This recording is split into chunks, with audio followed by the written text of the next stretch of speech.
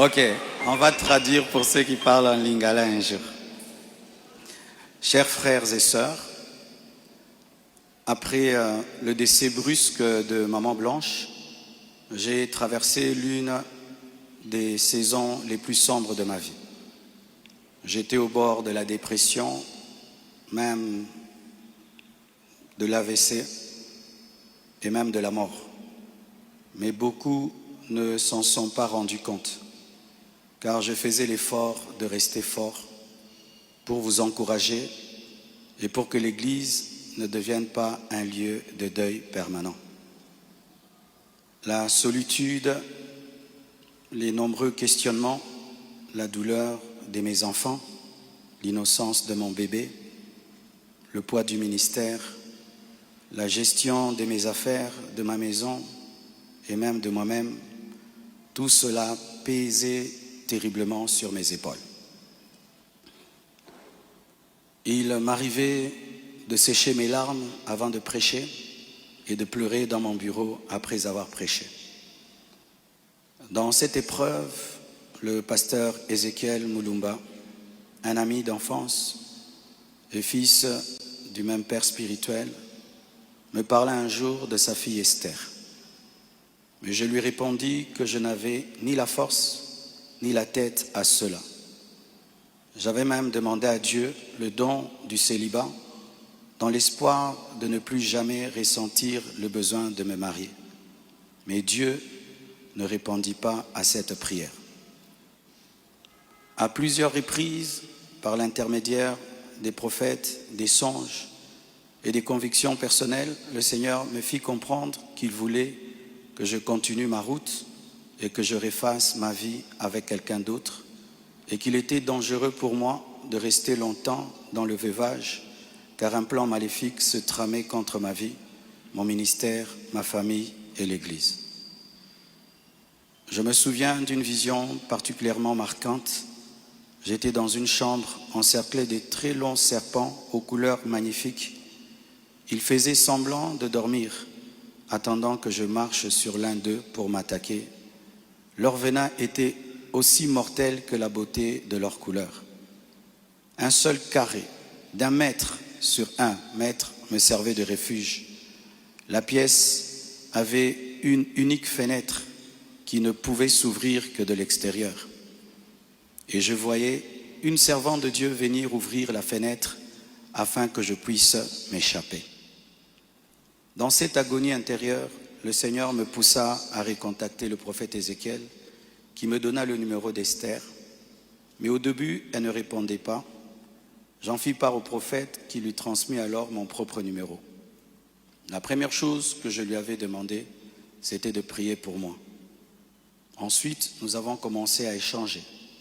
Je lui ouvrais mon cœur, elle m'écoutait, me soutenait, priait avec moi, tout en continuant à remplir fidèlement ses responsabilités au travail parce qu'elle était une responsable là où elle travaillait. Et à l'église, elle était plutôt photographe, caméraman, modératrice, prédicatrice. Elle était diaconesse et elle était consacrée pasteur. Et elle continue à remplir fidèlement ses responsabilités au travail à l'église, même très tard la nuit, quand j'avais des insomnies et malgré le décalage horaire de 5 et 6 heures. Au fil du temps, une relation sincère est née. Une flamme s'est allumée et dans mon cœur, j'ai eu l'assurance que c'était elle.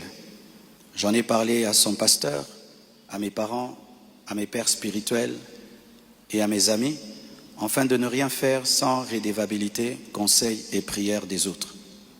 Même mes enfants ont été associés. Ils ont souhaité la rencontrer, ce qui s'est fait selon le timing de Dieu à Bruxelles. Le Seigneur m'avait parlé d'une période d'1 an. Il ne l'a pas dit qu'à moi, mais à d'autres, y compris certains d'entre vous. Plusieurs ont même reçu des détails précis la concernant, ce qui confirmait ma direction. C'est pourquoi le mariage a été célébré le mercredi 23 juillet en Belgique. J'aurais aimé qu'il ait lieu à Kinshasa, mais cela aurait été trop coûteux et compliqué à organiser. Je comprends que certains aient été surpris ou même blessés par cette démarche qu'ils trouvent très rapide. Mais sachez que pour vous, c'est une année. Mais moi, j'ai senti que j'ai fait 3 ans, tellement que c'était terrible, mais je ne pouvais pas, sur cette chair, vous relater ma vie. Si cela vous a offensé, je vous présente mes excuses les plus sincères. Mais sachez ceci, le Seigneur s'est servi d'Esther pour que mes enfants, après avoir perdu leur mère, ne perdent pas leur père. Pour que la compassion ait toujours un pasteur debout. Je l'aime profondément.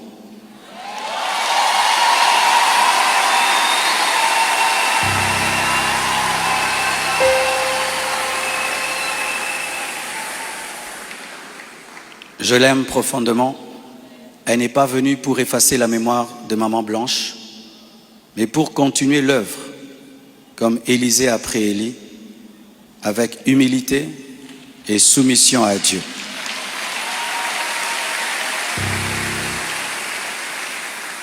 Priez pour elle, elle est étrangère, c'est sa première fois d'être au Congo. Elle a eu le baptême de 4 heures du temps d'embouteillage. Et aujourd'hui, Dieu a fait grâce, il fait froid. Je lui ai dit, tu sens le froid quand même? Elle a dit, mais c'est climatisé. Je dis, non, c'est le vent. Priez pour elle, portez-la dans vos cœurs, comme vous m'avez toujours porté dans les vôtres.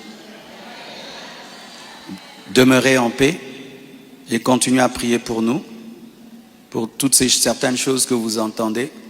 Je vais clarifier ça progressivement, avec le temps de Dieu, dans l'amour, dans le pardon et dans la sagesse, sans rancune. Et merci de tout cœur et que Dieu vous bénisse abondamment.